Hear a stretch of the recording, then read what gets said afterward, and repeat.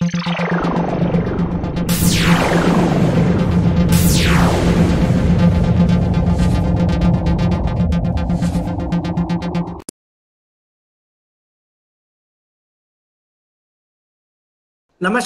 MIT career संवाद में आपका स्वागत है। करियर संवाद एक पहल है डिपार्टमेंट ऑफ बायोटेक्नोलॉजी एमआईटी की तरफ से जीव विज्ञान के छात्रों के लिए।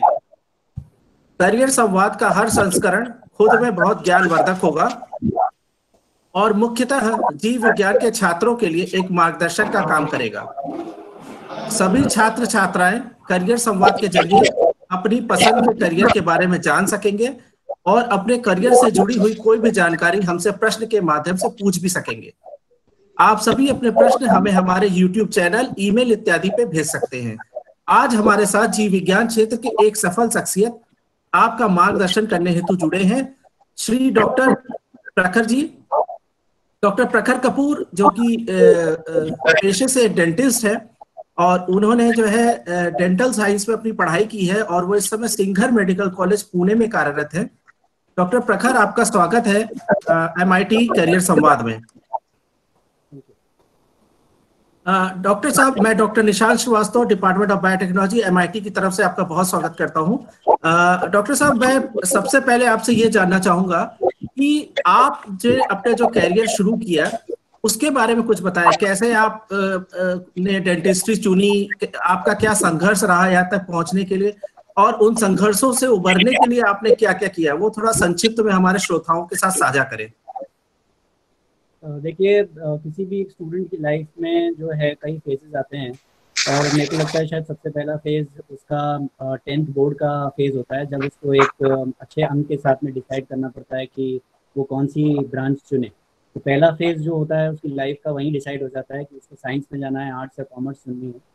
Luckily I got through good percentage and I selected science as my subject. दूसरा फेज जब आता है, जब आप 12वीं की परीक्षा देते हैं और एंट्रेंस एग्जाम्स में अपेयर होते हैं, और तब आपकी हमेशा सबसे पहली चॉइस यही रहती है कि मुझे भी दूसरों की तरह डॉक्टर बनना है और अपने नाम के आगे डॉक्टर लगाना है। तो सबसे पहले चॉइस हर एक इंडिविजुअल की नॉर्मली यही रहती है कि वो MBBS का कोर्स चुने। बट मेरी चॉइस कुछ और ही थी, क्योंकि मेरा मेन एम था कि मैं मेडिकल में MBBS ना करूँ बल्कि अच्छी स्माइल्स बनाने में लोगों की हेल्प करूँ, इसलिए BDS जो थी मेरी चॉइस रही हमेशा से ही।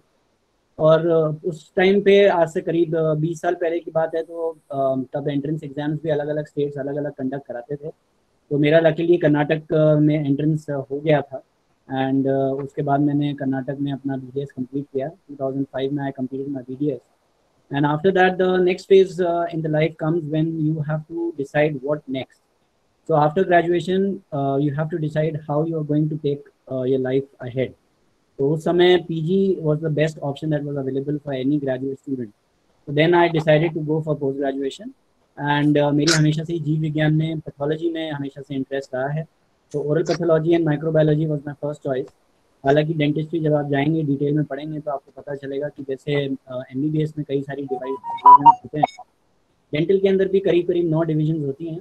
उसमें सबसे मेन डिवीजन जो मेरे को इंटरेस्ट था वो ओरल पैथोलॉजी एंड माइक्रोबायोलॉजी, जिसमें मैंने की पोस्ट ग्रेजुएशन किया and I completed in 2011 and since then I've been practicing oral pathology in my private practice also, and I've been attached to an institute and now I'm an associate professor in Singer Dental College Pune.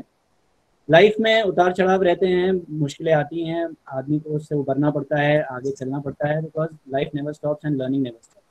So you have to continuously learn and upgrade yourself. अभी पिछले साल ही मैंने forensic odontology का भी fellowship achieve किया है and last year he itself मैंने अपनी PhD भी एनरोल कराई है, जिसके चलते अभी 3-4 साल और मुझे एजुकेशन फील्ड में रहना ही पड़ेगा। So there is no full stop to learning I feel. Sir, अगर कोई आपकी तरह ही डेंटिस्ट्री में आना चाहता है और फिर जैसे आपने बताया डेंटिस्ट्री के अलग अलग ब्रांचेस भी हैं और बहुत सारा स्कोप है एक डेंटिस्ट्री में ही खाली लाइफ साइंस के स्टूडेंट्स के लिए, तो ऐसे स्टूडेंट्स को आप क्या कहेंगे, क्या सलाह देंगे, वो किस तरह से तैयारी करें और कैसे जो है वो आ सकते हैं इस प्रोफेशन में और एक सफल प्रोफेशनल बन सकते हैं?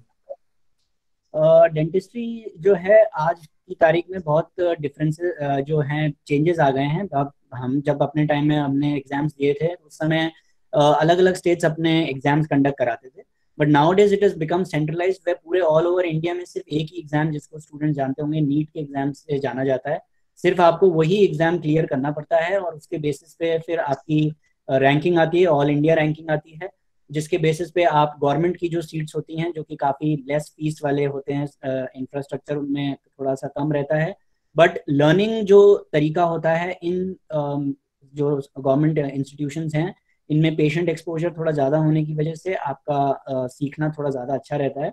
बाकी अगर आप जैसे गवर्नमेंट के कॉलेजेस में एडमिशन नहीं ले पाते हैं, मान लीजिए आपका थोड़ा सा रैंक नीचे रहता है, तो उसमें भी हताश होने की ज़रूरत नहीं है, क्योंकि आप स्टेट्स के अंदर जितने भी प्राइवेट या डीम्ड यूनिवर्सिटीज़ हैं उनके अंदर भी एडमिशन प्रोसेस रहता है, जो कि इसी रैंक के बेसिस पे आपका डिसाइड किया जाता है। सो एडमिशन सिर्फ नीट के थ्रू ही आप पॉसिबल आज की तारीख में पा सकते हैं। And once you go into dentistry, उसके बाद फिर आपको 5 साल का कोर्स रहता है, जिसमें 4 साल आप लर्निंग प्रोसेस रखते हैं, जिसमें तरह तरह के डिफरेंट आपको काम सिखाए जाते हैं, स्माइल डिजाइनिंग के और हर तरीके से दांतों पे किस तरह से आप काम कर सकते हैं, किस तरह से लोगों की सेवा कर सकते हैं दांतों से जितने भी डिजीजेज हैं उनसे रिलेटेड। और 5वां साल जो रहता है वो इंटर्नशिप का रहता है, जिसमें आपको पूरे टाइम प्रैक्टिस करनी पड़ती है, अपना हाथ साफ रखना पड़ता है, ताकि जब आप अपना डेंटिस्ट्री BDS होने के बाद अगर आप अपना खुद का जो है क्लिनिक इंस्टॉल करने की सोचते हैं तो आपको कोई तकलीफ या कोई दिक्कत नहीं आनी चाहिए। तो वो एक स्टेप रहता है। बाकी BDS होने के बाद में उसके बाद हमें पोस्ट ग्रेजुएशन भी आज की तारीख में ज़रूरी है, जिसके थ्रू आप अपनी स्किल्स को और ज़्यादा निखार सकते हैं। इसमें जैसे मैंने आपको बताया 9 डिफरेंट अलग ब्रांचेस होती हैं, तो दांतों के डेंचर से बनाने से लेके रूट कनाल ट्रीटमेंट तक, दांतों में फिलिंग से रिलेटेड या फिर गम सर्जरी करने का, तो ये हर एक डिपार्टमेंट, हर एक फील्ड अलग अलग है जिसमें आप स्पेशलाइजेशन हासिल कर सकते हैं। मेरी जो स्पेशलाइजेशन है ये डायग्नोसिस से रिलेटेड है, जिसमें आपके ओरल कैविटी में जो भी मान लीजिए तंबाकू, गुटखा, सिगरेट या अल्कोहल लेने की वजह से जो कैंसर या फिर दूसरी बीमारियां जो डेवलप हो जाती हैं, उसका जो मेन डायग्नोसिस है, because any the first step to treatment is a diagnosis. तो अगर डायग्नोसिस ही अगर आप गलत रखते हैं तो आगे ट्रीटमेंट नहीं, तो डायग्नोसिस आप पहले सही रखेंगे और है सही होगा, आगे ट्रीटमेंट भी अच्छी तरह से कर पाएंगे। सर जैसे किसी ने डेंटिस्ट्री कर ली, तो क्या बायोटेक्नोलॉजी के छात्रों के लिए अगर बायोटेक्नोलॉजी करने के बाद वो इसमें डेंटिस्ट्री की किसी रिसर्च फील्ड में जाना चाहता है, या डेंटिस्ट्री करने के बाद कोई बायोटेक्नोलॉजी की किसी फील्ड में आना चाहता है, तो क्या ये ऐसी संभावनाएं भी रहती है? जी डेफिनेटली रहती हैं। डेंटिस्ट्री भी और आज की आप मेडिकल भी अगर देखेंगे तो बायोटेक्नोलॉजी का मेरे को लगता है शायद एक काफ़ी गहरा संबंध हो गया है इन ब्रांचेस के। डेंटिस्ट्री आज की तारीख में हम अकेले इमेजिन नहीं कर सकते, क्योंकि जो बायोटेक्नोलॉजी ने हमारे को प्रोवाइड किया है वो शायद इट हैज़ क्रिएटेड वंडर्स। पुराने टाइम में जब भी कोई पेशेंट, बेसिकली आपकी क्लिनिक पे 2 या 3 तरीके के पेशेंट ही ज़्यादा आते हैं, जो कि ज़्यादा सेंसिटिविटी से शायद परेशान है दांतों की, या फिर दांतों में कीड़ा लग गया है जिसकी वजह से उनको फिलिंग करानी पड़ेगी या रूट कनाल ट्रीटमेंट कराना पड़ेगा, या ऐसा भी हो सकता है कि दांत सड़ जाता है जिसकी वजह से उसको आप रेस्टोर नहीं कर सकते और उसको निकालना ही पड़ता है। तो डेंटिस्ट्री में आज की तारीख में शायद मुझे लगता है बायोटेक्नोलॉजी ने ऐसे कई जवाब दिए हैं जिसके थ्रू आज हमको इतने different types of materials available हैं जो कि पेशेंट फ्रेंडली हैं, जिसके थ्रू हम पेशेंट्स को जो लाइफ ऑफ टूथ है वो हम काफ़ी आगे तक उसकी बढ़ा सकते हैं। ऐसे मटेरियल्स हैं जो कि बल्क कम रखते हैं और वेरी लाइट ऑन टूथ होते हैं, जिसकी वजह से पेशेंट ज़्यादा उसको एक्सेप्ट कर पाते हैं। आपने इम्प्लांट्स के बारे में भी सुना होगा, टाइटेनियम इम्प्लांट्स जो आजकल काफ़ी ट्रेंड में आ गया है, जिसके थ्रू अगर दांत आपका चला गया है, लॉस हो गया है, तो उसके थ्रू जो हम टाइटेनियम इम्प्लांट्स लगाते हैं उनकी लाइफ को बढ़ाने के लिए जो बायोटेक्नोलॉजी ने हमारे को प्रोवाइड किया है, जो बोन जनरेशन, ऑस्टियो जनरेशन जिसको हम बोलते हैं, तो वो सारी चीज़ें जो हैं आज की तारीख में बायोटेक्नोलॉजी के थ्रू ही हमें प्रोवाइड हुई हैं। बिकॉज डेंटिस्ट्री आप तभी प्रैक्टिस कर सकते हैं जब आपके पास डिफरेंट नॉवल अप्रोचेज हों उसको करने के लिए। आप ट्रेडिशनल वे से जो है ट्रीटमेंट करेंगे तो you will be stuck there only. पर वही that is what I told you कि अगर आप अपनी जो स्किल्स हैं उसको अपग्रेड नहीं करेंगे और जो अवेलेबिलिटीज है उसको एक्सप्लोर करके इंस्टॉल नहीं करेंगे अपनी प्रैक्टिस के अंदर, तब तक आप एक सक्सेसफुल डेंटिस्ट नहीं बन सकते। तो patient comfort is the first priority which should be there in your dental practice, जो कि मुझे लगता है शायद बायोटेक्नोलॉजी ने उन सवालों का कई हद तक जवाब दे दिया है। सर आज हमारा पूरा विश्व, आप जैसे कि देख रहे हैं, हम सभी जो है एक वैश्विक महामारी कोरोना से जूझ रहे हैं, और ये पहली बार नहीं कि कोई ऐसी वैश्विक महामारी आई है, मगर 21वीं सदी चूंकि एक आधुनिक सदी है, उसमें ऐसी एक महामारी आई और जिसने सबको जो है घर के अंदर बंद कर दिया। तो ऐसे में आपको क्या लगता है कि जीव विज्ञान के छात्रों के लिए संभावनाएं बढ़ेंगी और किस तरह की संभावनाएं उत्पन्न होने वाली हैं? जी बिल्कुल, जो ये स्थिति से भारत देश गुजर रहा है, इस स्थिति में मुझे लगता है शायद बायोटेक्नोलॉजी को सबसे ज़्यादा शायद मुझे इसमें आगे प्रोस्पेक्ट्स रहेंगे, क्योंकि अभी पूरा विश्व जो है शायद वैक्सीन बनाने में जुटा हुआ है। और मुझे ये शायद हर एक देश जो है यही कोशिश में लगा है कि हम जो है पहले वैक्सीन बनाने में सफल होने चाहिए, ताकि हम देश की सेवा इसी तरीके से कर सकें। और जैसे हमारे प्रधानमंत्री नरेंद्र मोदी जी ने भी बोला है कि हमें आत्मनिर्भर होना है, तो इसकी वजह से शायद रिसर्च फील्ड के अंदर जितना ज़्यादा काम अब बढ़ेगा वो बायोटेक्नोलॉजी लेवल पे ही हो सकता है, जिसके थ्रू हम रिसर्च कर सकते हैं ऑर्गेनिजम्स को स्टडी करके, और एक ऐसी वैक्सीन को हम निजात कर सकते हैं जिसके बेसिस पे हम कई लोगों का जो है इलाज कर पाएं और उनको बीमारी होने से बचा पाएं। क्योंकि मेडिकल जो हमारे पास आज की टाइम में जो अवेलेबिलिटी हैं, सुविधाएं हैं, जितने हम दे सकते हैं, वो मुझे लगता है हम पूरी तरह से कोशिश कर रहे हैं उन सभी रोगियों को प्रोवाइड करने के लिए। पर इस रोग की रोकथाम मुझे लगता है शायद तभी हो सकती है जब एक वैक्सीन का एक फॉर्मेशन हो पाए, ताकि लोगों को इससे थोड़ा सा बचाव हो पाए।